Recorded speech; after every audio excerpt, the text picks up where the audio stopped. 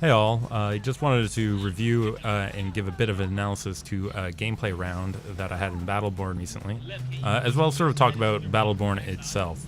Now, Battleborn is a very complex game that has a lot of different layers to it, whether it be character selection, gear selection, the type of mode that you're fighting in, and your how you play out the maps can all vary a bit depending on what you and your team decide. So it gets really complex. Now, when you're first getting into it, and I'm still relatively new, it can be a little bit overwhelming that way. And I would say that it's pretty important to try and understand the most basic nature of games in general, which is if you are getting hurt, you fall back, you push with a team, you group up, you protect people, you try and give them an out when they need it, and you do damage every time that you have enemy in your sight, whether it be minions or it be players. Now that sounds basic, but even these basics we see players fail in all the time, particularly the grouping up aspect, never mind the more advanced about getting people out of harm's way. That also said, you can see me here being a little bit more skillful than maybe your average beginner player, but working on your mechanics, regardless of your skill level, is always going to be an important thing to do. And here you can see me pick off yet another character with some of my shots here, and that's pretty important to be able to do. So, like, no matter what you want to say about your game knowledge, if you can kill your enemy more than they can kill you, the better off you are. So getting back into the sort of the analysis, you've seen me here pick off a few of these enemies early off. We've already killed the sentry, so it's very clear that we are in an advantageous position. Some of that comes from the pick of the players.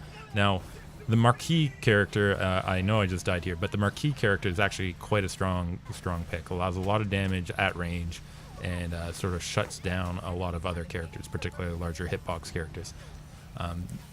That said, there's a lot of ways to counter him, particularly getting melee up in his face. And you can see here that they're trying.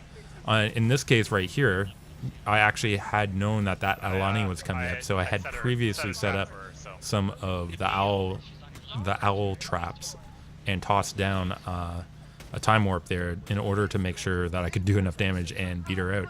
And you can see my follow-up here too, where I'm now at range and really just get to what we call free cast, basically do damage without anybody bothering me. And I get a couple pickoffs that way.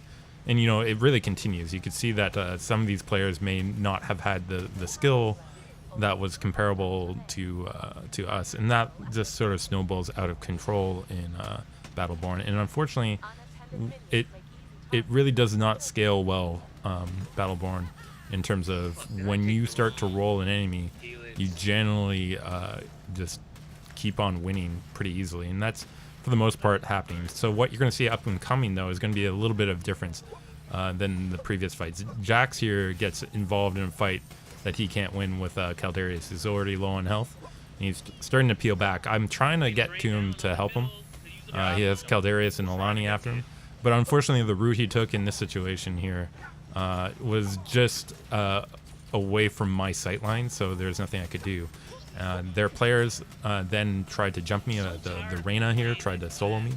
And importantly, as a Marquis, you need to be able to not only fight at range, but fight in close like this. And you can see I'm scrambling here not to lose this fight by using my pistol instead of scoping in. But as soon as she got some range, I was able to pull out my sniper rifle and finish her off. So that's sort of my quick roundup. If you have any comments or suggestions about these types of videos, please let me know. This is my first attempt at a Battleborn one, and I may be doing some more in the future.